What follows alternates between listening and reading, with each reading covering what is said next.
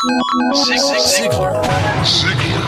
Inspiring true performance. A number of years ago, Laurie Majors, my executive assistant, got a phone call from a lady in Birmingham, Alabama. At the end of the conversation, she said, Zig, she said, I believe this woman thinks she's got an impossible problem, but I believe you can solve that problem with her in just a few minutes if you will spend that time with her. I said, well, Laurie, tell her to meet me backstage. I'll get there about 10 minutes early. My schedule was such that was about all I had. Well, I got there, and I was on backstage behind the curtain on one side. She spotted me from the other side, and as she walked across the stage, I have never seen as much anger in a human being in my life as I saw in her. She almost started crying when she saw me. She said, oh, I'm just so glad to see you. I got this horrible job. I hate it. I hate everything about it. I hate everybody down there. I mean, you're talking about negative nails. She was it. She said, can you help me? Now, understand, I've only got about 10 minutes. So I looked at her, and one thing I have learned, I don't do counseling, but I talk with a lot of people who do, in psychology, psychiatry, and the ministry. And they tell me that everybody who comes to you with a problem are not necessarily looking for a solution. I couldn't understand that for a long time. Why do they bring you a problem if they don't want to solve it? Well, I can tell you why. They want to tell you about it, you about it, you about it, you about it, and you about it. And if you foul up the deal and solve the problem, they can't tell you again, you again. They want the attention that goes with the problem, and every company just about it has that kind of an individual. They want the attention that goes with griping and complaining. Well, I looked at the lady, and it wasn't unkindly, but firmly I said to her, yes, and you know, ma'am, I'm afraid your problem is about to get worse. She said, what do you mean? I said, I believe they're going to fire you. She was stunned. I couldn't have stunned her more if I'd hit her in the face with a bucket of ice water. She said, fire me? Why on earth would they fire me? The inflection in her voice clearly said, they're the bad guys, I'm the good guy. Why don't they fire them and keep me? Have you ever noticed that people who are the problem never recognize that they are? They're in complete denial. They think denial is just a river in Egypt. Why would they fire me? I said, ma'am, I don't believe there's a company in America big enough to contain this much poison in one small spot. Have you ever noticed that when somebody is about to lose something they've been complaining about, whether it's a car, a home, a mate, a job, or whatever, when all of a sudden it appears they're going to lose them, it takes on brand new value. She looked at me and said, well, what can I do? I said, do you really want to know? She said, yes, I do. That's the reason I came to see you. I came looking for help, but you sure haven't been any help so far. I said, well, ma'am, I've got an idea, and I will absolutely guarantee you it positively, definitely, absolutely will work if you will just do it. She said, I'll try anything within reason. I said, okay, when you get home tonight, all of your household tasks are complete. It's bedtime. Get off in a room right by yourself. Get a sheet of paper out, and at the top of it, write, I like my job because. She interrupted me. She said, that'll be easy. I don't like nothing about that job. Don't like nothing about those people down there. And I said, well, just as a matter of curiosity, do you work there for benevolent reasons, or do they pay you for working there? She said, well, I got to confess, they pay me. And I said, and you don't like to be paid? Oh, she said, yes, I do. I said, okay, tell you what you do. Open your notebook right now. We'll start our list of the things you like about your job. They pay you for working there, and you do like it, don't you? She said, absolutely. But she just stood there. I said, no, open your notebook now, and we'll get busy on the list. She just stood there. I said, ma'am, let me tell you what my experience in life has been. I've discovered that in 100% of the cases, no exceptions, people who won't take step number one never take step number two.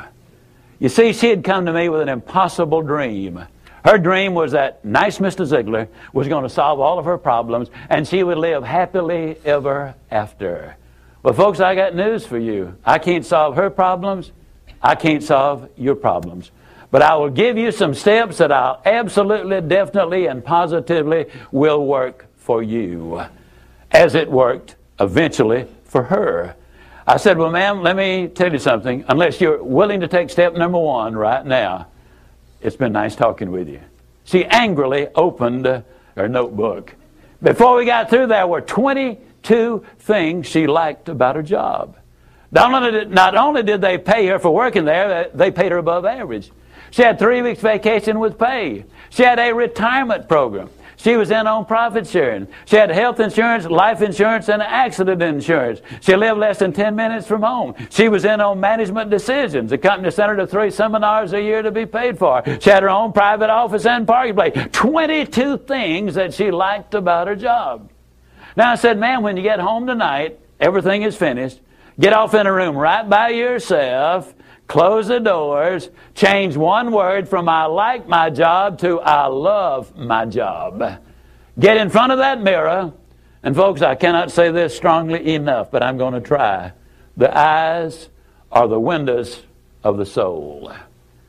Look yourself in the eye, and with excitement and enthusiasm, say, I love my job because they pay me for working there. I love my job because they pay me above average for working there. I love my job because I have a wonderful insurance program. I love my job before every one of the statements. You will sleep better that night. You see, there's something hidden in what I'm saying to you now. When she says, I like my job, she's really saying, I'm grateful for my job. And of all of the emotions we can have, according to Hans Selye, the #1 stress specialist in America, the healthiest of all human emotions is gratitude. I said, you go down that list. I like my job. I love my job, rather. That is a way of gratitude. You'll sleep better the first night. Tomorrow morning, when you get up, get back in front of the mirror just before you go to work. Get back in front of the mirror and repeat the process again with excitement and enthusiasm. I love my job because, and take the list with you. Because the reality is, you see, you will have started to change from a fault finder to a good finder. Some people do really find fault like there's a reward for it. They really do. Take the list with you, and you will be able to add to that list, absolutely guaranteed. Do this every morning and every night, and you will have an astonishing recovery from this advanced case of stinking thinking. Now, I didn't say that to her, but I'm saying it to you. That's what it was. It was an advanced case of stinking thinking. Well, 6 weeks later, I was back in Birmingham, Alabama. I was doing a follow-up sales seminar. Now, the lady was not in sales, but she had been listening to my tapes. She had been listening to Automobile University, and she had discovered that everybody sells. Everybody who will ever hear this is in selling. Whether you're a school teacher, a civil service worker, a military personnel, an executive secretary, it doesn't make any difference. What you do, you sell every day of your life. There she was at the sales seminar, seated on the front row, grinning so wide she could have eaten a banana sideways. I'm telling you, you're talking about somebody that was excited. She was turned on. I said, well, how you doing? She grinned even more broadly and said, Mr. Ziglar, I'm doing wonderfully well, and thank you for asking. She said, you cannot believe how much those people down there have changed.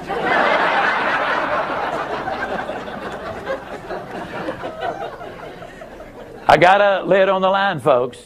You're not going to change anybody else till you change you. Everything really does begin with you. Now, you see, the unfortunate thing, this lady had been raised in a very negative environment. First, her parents had told her that she'd never amount to anything. They had said, you know, you're always late, you're always sloppy, why can't you be like your brother or your sister or whatever? When she got married, her husband had continued it, and so her self-talk had become completely negative. Everything that she said about herself was negative. Like Dad said, I'll never amount to anything. Or like my husband says, I can't do anything right. But when she started changing the input, then some radical changes took